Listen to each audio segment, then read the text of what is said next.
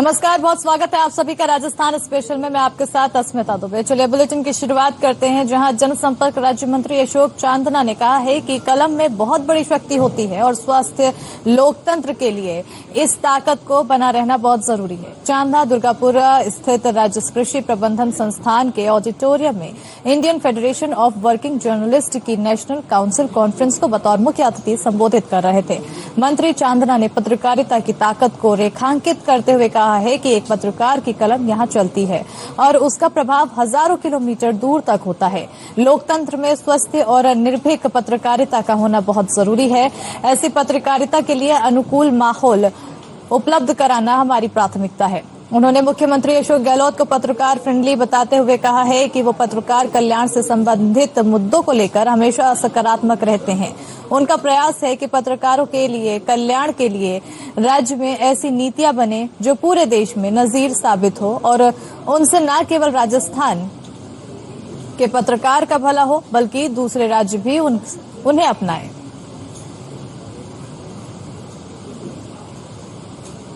वहीं देवस्थान विभाग की मंत्री शकुंतला रावत ने अधिकारियों को आगामी सितंबर महीने से वरिष्ठ नागरिक तीर्थ यात्रा योजना प्रारंभ करने के निर्देश दिए हैं। इसके साथ ही उन्होंने जून महीने से ऑनलाइन आवेदन प्रक्रिया प्रारंभ करने का कहा है। शकुंतला रावत ने सोमवार को देवस्थान विभाग के अधिकारियों की बैठक ली। मंत्री ने बताया कि ट्रेन से देश के 12 धार्मिक स्थलों की ओर, हवाई जहाज से पशुपतिनाथ काठमांडू की यात्रा करवाई जाएगी। तीर्थ यात्रा में पहली बार 20,000 यात्रियों को देश भर के तीर्थ स्थलों तक ले जाया जाएगा। इनमें से 18,000 यात्रियों को ट्रेन और 2,000 यात्रियों को वायुयान के जरिए तीर्थ स्थल का भ्रमण करवाया जाएगा। उन्होंने बताया कि जिन व्यक्तियों की आयु 1 अप्रैल 2022 तक 60 साल पूरी हो गई है या फिर 1 अप्रैल 1962 से पहले जिनका जन्म हुआ है, वो व्यक्ति इस योजना का लाभ उठा पाएंगे। उन्होंने कहा है कि यात्रा पर जाने वाले व्यक्तियों के लिए जन आधार कार्ड होना अनिवार्य है।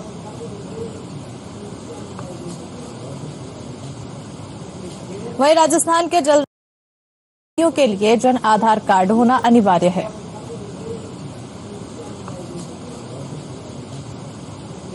वहीं राजस्थान के जल मंत्री डॉक्टर महेश जोशी के बेटे और युवा कांग्रेस नेता रोहित जोशी के खिलाफ एक युवती ने दुष्कर्म का मामला दर्ज करवाया है।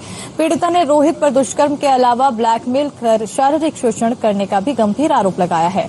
पीड़िता ने रोहित के खिलाफ दिल्ली के दक्षिणी इलाके के सदर बाजार थाने में एफआईआर दर्ज करवाई है। इन आरोपों के बाद राजस्थान के जलदाय मंत्री महेश जोशी पहली बार मीडिया के सामने आए। मंत्री महेश जोशी ने बेटे के खिलाफ एफआईआर दर्ज होने पर कहा कि उन्हें इस मामले में उतना ही पता है जो मीडिया चला रहा है, लेकिन मैं इतना जरूर कहूंगा कि पुलिस इस मामले में न्याय करेगी और गहराई में जाकर सच्चाई का पता लगाएगी। उन्होंने मामले की ज्यादा जानकारी होने से इनकार करते हुए कहा कि मैं हमेशा न्याय के साथ रहा हूं, चाहे ये प्रकरण हो या कोई और प्रकरण हो। जहां न्याय होगा वही महेश जोशी होगा। उन्होंने कहा कि पुलिस निष्पक्षता, गहराई और सख्ती के साथ इस मामले की जांच करे।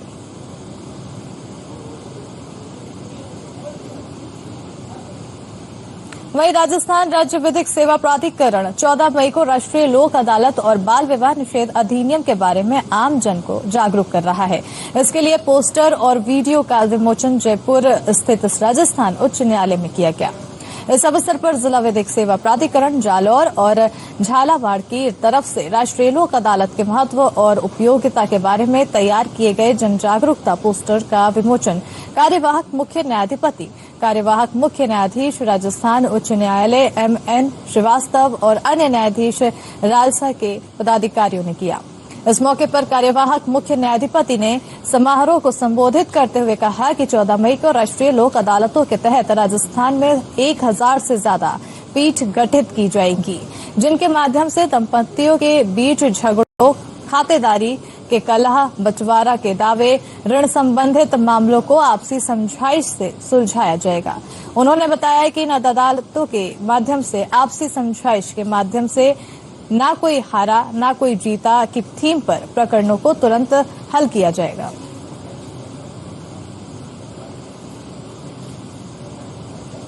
राजस्थान सरकार के सामाजिक न्याय अधिकारिता मंत्री टीकाराम जूली आज दूसरे दिन नागौर में मौजूद रहे।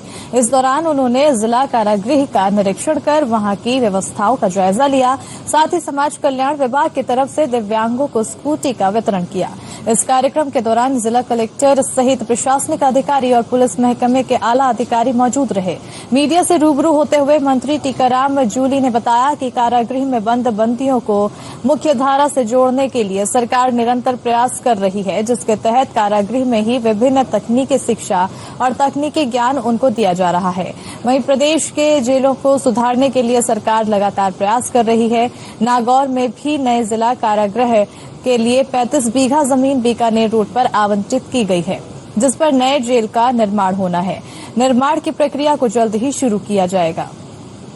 सबसे पहले तो हमारे जो बैरक हैं उनकी संख्या हम बढ़ा रहे हैं। खुला बंदी गृह है उसकी संख्या माननीय मुख्यमंत्री जी ने बजट के अंदर घोषणा की है, वो भी हमने बढ़ाई है। इसके अलावा जो जेलें काफ़ी अंदर हैं, शहरों के अंदर हैं, उनको भी हम बाहर शिफ्ट करने का प्लान कर रहे हैं। और यहाँ भी जेल के लिए 35 बीघा जमीन अभी बाहर अलॉट कर रहे हैं बीकानेर रोड के ऊपर, ताकि आने वाले समय में नई जेलें वहाँ पे बनाई जा सके।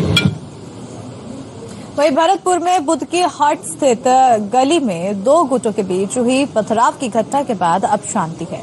मंगलवार सुबह से ही यहां पूरे इलाके में भारी पुलिस बल तैनात है और साथ ही धार्मिक स्थल और जहां जिन मकानों में पथराव हुआ है वहां किसी को भी भीड़ एकत्रित करने और खड़ा रहने से रोका जा रहा था। और आपको बता दें कि पुलिस अधिकारियों ने आमजन से अफवाहों पर ध्यान नहीं देने की अपील की है। इधर राज्य मंत्री डॉक्टर सुभाष गर्ग भरतपुर में पथराव की सूचना पाकर सुबह ही पथराव वाले स्थानों पर पहुंचे हैं, जहां उन्होंने दोनों गुटों के लोगों से शांति बनाए रखने को कहा। साथ ही पथराव से जिनका नुकसान अधिक हुआ है उन्हें हर संभव मदद दिलाने का भी आश्वासन दिया है। इसके अलावा पथराव वाले इलाके में दुकानों को भी बंद रखा गया है। वहीं बीती रात पथराव के बाद पुलिस की टीमों ने दोनों ही गुटों के मकानों की छत पर जाकर तलाशी अभियान चलाई, जहां कुछ मकानों की छत से कांच की बोतलें और पत्थर भी बरामद किए गए हैं। उल्लेखनीय है कि सितंबर 2013 में बुद्ध की हाट में 2 समुदायों के बीच झगड़ा हुआ था और इस झगड़े में उस समय पथराव में काफी नुकसान हुआ था। दोनों की ओर से मथुरा गेट थाने में मामले की भी दर्ज किया गया है। और आपको बता दें कि इसके बाद अब हाल ही में एक गुट पर न्यायालय की ओर से जुर्माना लगाते हुए उन्हें बरी किया गया था। इसी को लेकर एक समुदाय की ओर से न्यायालय के निर्णय से बरी होने पर डीजे पर जश्न मनाया जा रहा था और इसी जश्न को लेकर दोनों गुट आमने सामने हो गए। ऐसे में एक युवक ने गोविंद नगरी स्थित एक धार्मिक स्थल पर पथराव कर दिया। पथराव के बाद एक गुट के लोग एकत्रित हो गए और 2 बाइकों को क्षतिग्रस्त कर दिया। इधर सुबह राज्य मंत्री डॉक्टर सुभाष गर्ग और एसपी श्याम सिंह ने कसाई गली में दौरा भी किया, जहां एसपी ने पुलिस टीम को आवश्यक दिशा निर्देश भी दिए हैं। करीब 10:30 बजे के आसपास भरतपुर शहर में बुद्ध की हाट के पास लोग समुदायों में ताशुनी होकर के पथराव हुआ, जिसमें कोई चोटग्रस्त नहीं हुआ। पुलिस को इत्तला मिलते ही थानाधिकारी मथुरा गेट और मैं खुद ही मौके पर आ गए थे, जाब्ता आ गया था।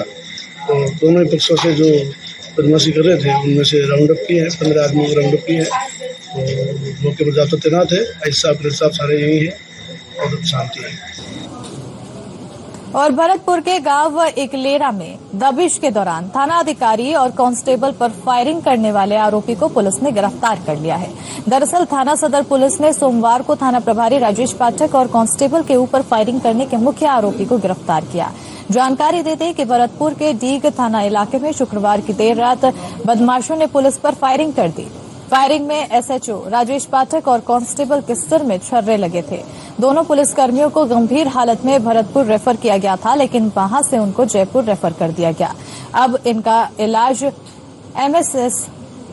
एसएमएस अस्पताल जयपुर में चल रहा है। मामले में डी कोतवाली पुलिस इकलेरा गांव में शुक्रवार रात अवैध हथियारों को लेकर कार्रवाई करने गई थी। जैसे ही पुलिस की टीम ने सुनहरी ठाकुर के घर पर दबिश दी, उधर से परिजनों ने फायरिंग कर दी, जिसमें कांस्टेबल जीतू की हालत नाजुक बताई जा रही है।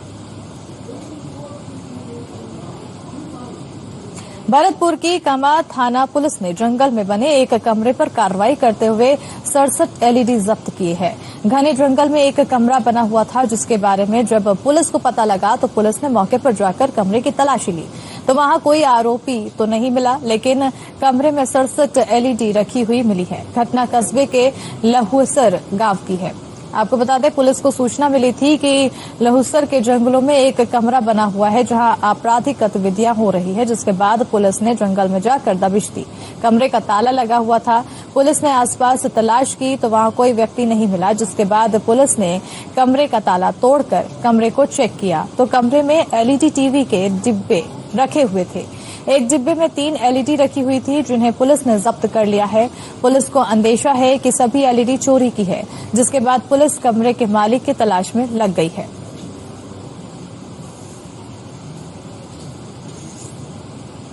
वहीं सूरतगढ़ रेलवे स्टेशन पर बीजेपी पदाधिकारियों, विधायकों और कार्यकर्ताओं के साथ बीजेपी प्रदेशाध्यक्ष डॉक्टर सतीश पुनिया ने चाय पर चर्चा की है। भारतीय जनता पार्टी के राष्ट्रीय अध्यक्ष जेपी नड्डा के श्रीगंगानगर और हनुमानगढ़ प्रवास की तैयारियों का निरीक्षण करने के लिए ट्रेन से सूरतगढ़ पहुंचे थे सतीश पुनिया।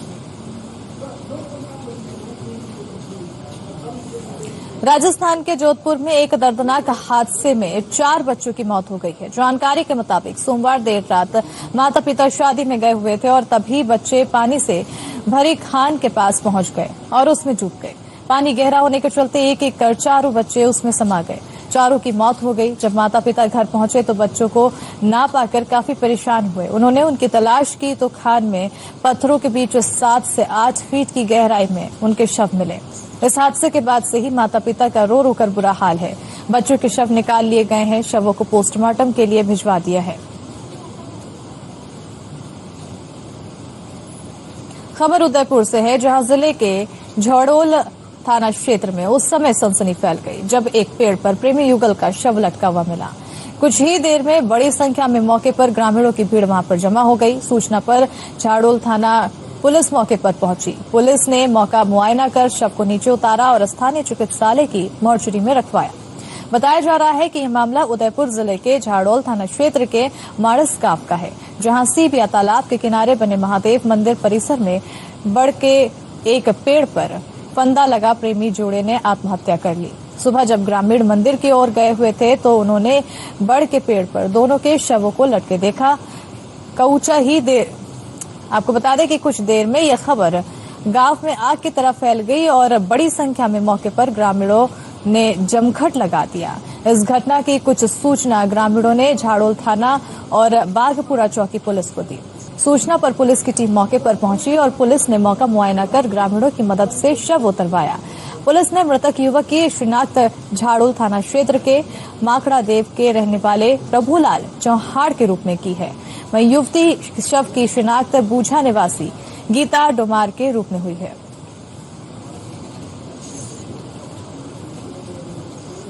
बीकानेर में रोहित गोदारा गैंग सक्रिय है और कल नोखा में हुई वारदात में 9 अभियुक्तों को गिरफ्तार करने के बाद आज यूपी और हरियाणा से आए 4 युवकों को गंगा शहर पुलिस ने हथियार के साथ दबोचा है। हर आरोपी के पास एक गन और एक पिस्टल मिली है। पुलिस सूत्रों के अनुसार एएसपी सिटी अमित कुमार के नेतृत्व में यह कार्रवाई की गई है। हालांकि चारों के पास हथियार के लाइसेंस भी मिले हैं। बताया जा रहा है कि ये चारों एक बड़े गैंगस्टर के सुरक्षा गार्ड हैं। इनमें एक युवक यूपी का है, वहीं 3 हरियाणा के हैं। पुलिस चारों के हथियार लाइसेंस की जांच कर रही है। 22 दर्ज हुआ, जिसमें शिव जवाहर के मकान में रोहित गैंग के कुछ लोगों ने 4 करोड़ की वसूली करने का प्रयास किया। चाकू की नोक पर और जान से मारने के डर दिखाकर इन्होंने उस जगह पे ये वारदात करने की कोशिश की। इनके खिलाफ 395, 452, 384, 386, 387, 323, 120 पी के तहत मामला दर्ज किया गया। वहीं चूरू के विदासर इलाके में पानी की समस्या को लेकर बीजेपी के नेता कार्यकर्ताओं ने खाली मटके लेकर उपखंड कार्यालय पर प्रदर्शन किया है। साथ ही पालिका अध्यक्ष सीताराम प्रजापति के नेतृत्व में उपखंड अधिकारी को ज्ञापन सौंपा। इस दौरान भाजपाइयों ने राज्य सरकार के खिलाफ नारेबाजी करते हुए मुख्यमंत्री अशोक गहलोत और विधायक मनोज मेघवाल मुर्दाबाद के नारे लगाए। उन्होंने उपखंड अधिकारी शिवराम वर्मा को जिला कलेक्टर के नाम का ज्ञापन देकर पानी सप्लाई सुचारू करने की मांग की है। ज्ञापन में बताया गया है कि विदासर के सभी 35 वार्डों में पानी की सप्लाई बाधित है। सप्लाई 8 से 10 दिनों में एक बार दी जा रही है। इस कारण भीषण गर्मी में शहर के लोगों का बुरा हाल है। कस्बे में या आसपास के क्षेत्र में पानी की बहुत ज्यादा समस्या है। हमें आज इस राजस्थान निकम्मी सरकार को चेताने के लिए कलेक्टर साहब को ज्ञापन एसडीएम साहब के मार्फत से भेजा है और यदि इसका 3 दिन में समाधान नहीं होगा तो हम यहाँ आंदोलन पे उतारू होंगे। आज आप देख रहे हो विकास क्षेत्र के अंदर और ग्रामीण क्षेत्र के अंदर पानी की जिस प्रकार से किल्लत है और लोग पानी के लिए त्राही त्राही कर रहे हैं, लेकिन इनको कोई फर्क नहीं पड़ा है। आज हमने यहाँ पे ज्ञापन देकर एसपी साहब को इस बात के लिए चेताया है कि अगर आपने जल्द से जल्द यहाँ पे पानी की व्यवस्था नहीं की तो लोग आंदोलन करने के लिए यहाँ पे आतुर है और यहाँ पे आंदोलन करने के लिए बैठ जाएंगे। विकासर के जो वार्डों के अंदर पानी की जो भयंकर समस्या आ रही है, इसको लेके हमने इसके तुरंत समाधान के लिए इनको ज्ञापन दिया है। पूर्व में कलेक्टर साहब को भी इसका हमने ज्ञापन दिया था और उन्होंने हमें आश्वासन दिया था कि हम जल्द ही हम इस समस्या को समाधान करेंगे, लेकिन उन बातों को आज 20-25 और यहाँ रुकते हैं फिलहाल छोटे से ब्रेक के लिए, जल्द हाजिर होते हैं।